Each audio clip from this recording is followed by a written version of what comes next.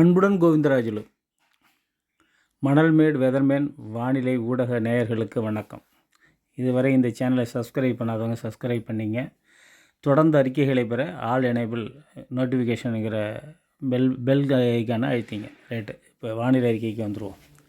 நேற்று வடகடலோரம் வரைக்கும் மழை எட்டுச்சு. அதாவது சுத்தமாக வடகடலோரம்லாம் கூட மழை, சென்னையெலாம் கூட மழை. இந்த பாண்டிச்சேரிக்கு கீழே, அதாவது புதுச்சேரிக்கு கீழே நம்ம மயிலாடுதுறை மாவட்டம் இந்த பக்கத்தை மட்டும் ஒதுக்கிட்டே இருந்துச்சு. நேத்தியும் ஒதுக்கியிருக்கு.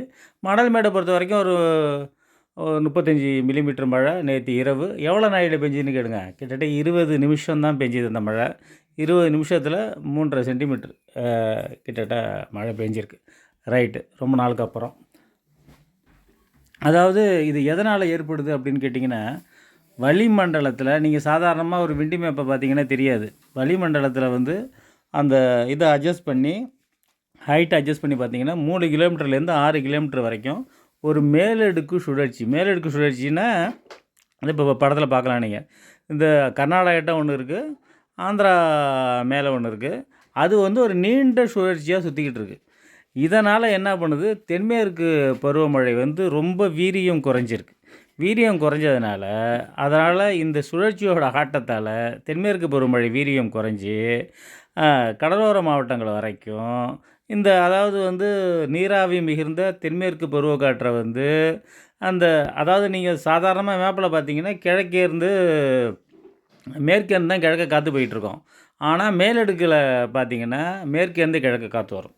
அதுதான் இப்போ பிரச்சனை. அப்போது பிரச்சனைன்னு இல்லை, இதுதான் அமைப்பு. அதாவது இந்த காற்றை தென்மேற்கு பருவமழை காற்றை ஒரு வெப்பசலன இடிமழையாக இப்போ இந்த அமைப்பு, இந்த சுழற்சி அமைப்பு மாற்றிக்கிட்டு இருக்குது. ரைட்டு, தென்மேற்கு பருவமழை கொஞ்சம் இப்போ நீங்கள் பார்க்கலாம் படத்தில். அது எப்படி சுற்றிட்டு இருக்குது, எவ்வளோ ஒரு நீண்ட இதை தான் ஈஸ்ட் வெஸ்டர்ன் ஷியர்ஸ்னு சொல்லுவாங்க. அதாவது கிழக்கு மேற்காக சுற்றி கொண்டிருக்கிற ஒரு தாழி அமைப்பு. அதாவது இது ஒரு தாழ்வு பகுதி கிடையாது, தாழ்வு நிலை அதெல்லாம் கிடையாது, ஒரு சுழற்சின்னு கூட சொல்ல முடியாது. இதை தாழி அமைப்பு அப்படின்னு சொல்லுவாங்க. இதனால் அது வளிமண்டலத்தில் தாக்கத்தை ஏற்படுத்துது. தென்மேற்கு பருவமழையை எஸ்பெஷலி தென்மேற்கு பருவமழையை குறைச்சிருக்கு. ரைட்டுங்களா? இதனால் நேற்று சென்னைக்குன்னு எல்லாமே கடுமையான மழை. எங்கே பார்த்தாலும் நேற்று இரவு ஒரு 10 சென்டிமீட்டர் மழை. எப்பொழுதுமே நான் சொல்லுவேன், இந்த புதுச்சேரி கிழக்கில் ஒரு பெண்டு இருக்கும். அதாவது சென்னை கொஞ்சம் விரிஞ்சிருக்கும். அதனால் அங்கே கடல் பக்கமாக போயிடுது. அதனால் அங்கே கொஞ்சம் மழை வரும். புதுச்சேரி பக்கம் கொஞ்சம் ஒன்று மாதிரி இருக்கும். அதனால் அந்த வடகடலோர மாவட்டங்களில், வடகடலோரம் தான், அது மத்திய கடலோரம் கூட சொல்லலாம், மத்திய வடகடலோரம் கூட சொல்லலாம். அந்த இடத்துல என்ன பண்ணணுன்னா மேகக்குவியல் ஏற்படுறதுக்கு பெரிய வாய்ப்பு இருக்காது. அதுவும் இல்லாமல் அந்த தெற்கு காற்று அந்த வேதாரண்ய முனையில் நுழைஞ்சு உள்ளே போகிறதுனால நமக்கு அந்த எப்பொழுதுமே தென்மேற்கு பருவமழை காற்று நம்ம மழை மறைவு பிரதேசங்கிறதுல பொதுவாகவே மயிலாடுதுறை மாவட்டம், இந்த சீர்காழி, மயிலாடுதுறை, நாகப்பட்டினம் இதெல்லாம் மழை மறைவு பிரதேசத்தில் அதிகமான மழை மறைவு பிரதேசம் அது. ஏன்னா தெற்கு காற்று உள்ள தள்ளி சுத்தமாக மேகத்தை வரைய பண்ணிவிடும். அதை தாண்டி இப்போ மழை பெஞ்சிட்ருக்குன்னா காரணம் இதுதான். இது அடுத்தது எவ்வளோ நாள் நீடிக்கும்? இன்றைக்கி மழை இருக்கும், நாளைக்கு இதை விட அதிகமாக இருக்கும்.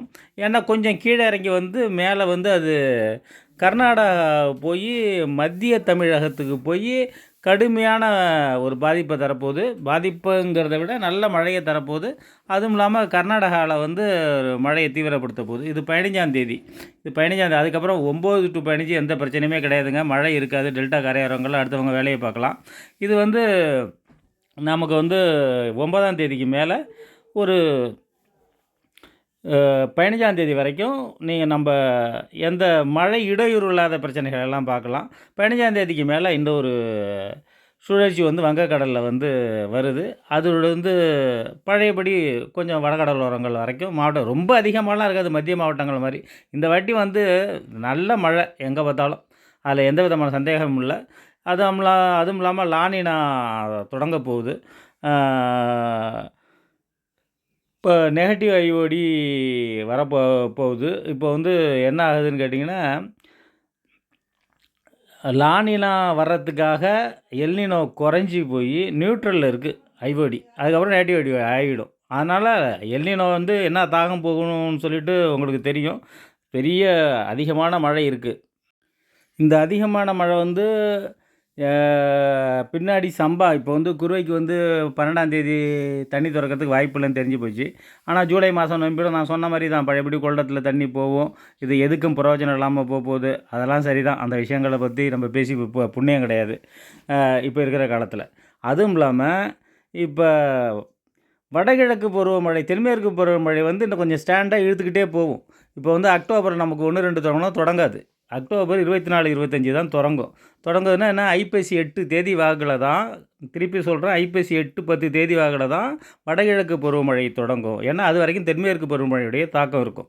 அதனால் அதாவது வந்து அக்டோபர் 31 அதாவது வந்து ஐப்பசி 14 தீபாவளி. தீபாவளிக்கு ஒரு 4 நாள் முன்னாடி தான் வடகிழக்கு பருவமழையே தொடங்கும். அதனால் வந்து ம் அதனால் இந்த ஐப்பசி முதல்ல அறப்பறுக்கிறது, பயந்துட்டு அதெல்லாம் இருக்கிறது தேவையில்ல. ஒரு விஷயம்.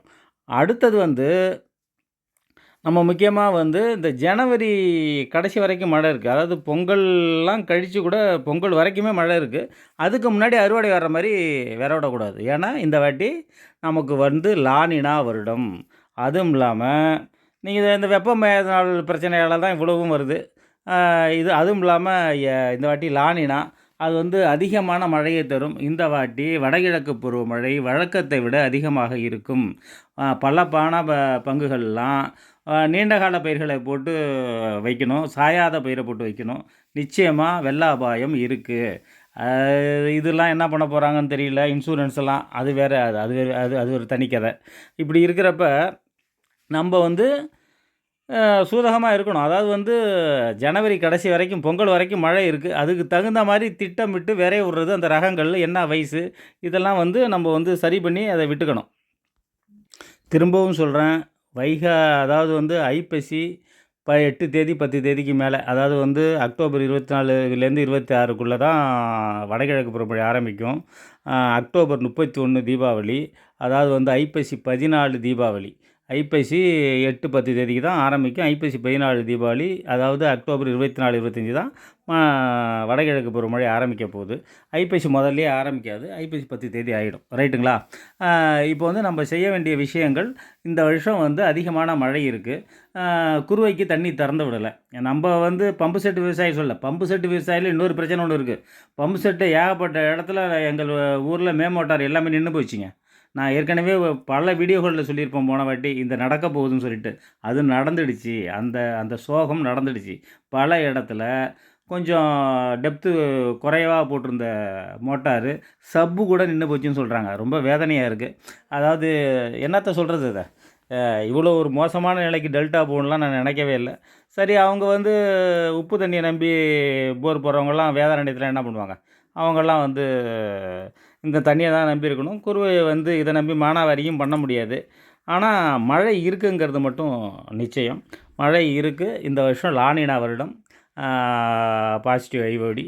அதனால நிச்சயமாக மழை நமக்கு இருக்கிறது. இப்போ நியூட்ரல் ஐஓடி இருக்கு. ஐடிஇசெட் இது நான் இன்னைக்கு நல்ல மழை இருக்கு. நாளைக்கு இதை விட இன்னைய விட நல்ல மழை இருக்கு. ஏன்னா வடகடலோரங்கள்ல எட்டும். மத்திய மாவட்டங்கள், கேரளா, கர்நாடகா இதெல்லாம் கடுமையான மழை.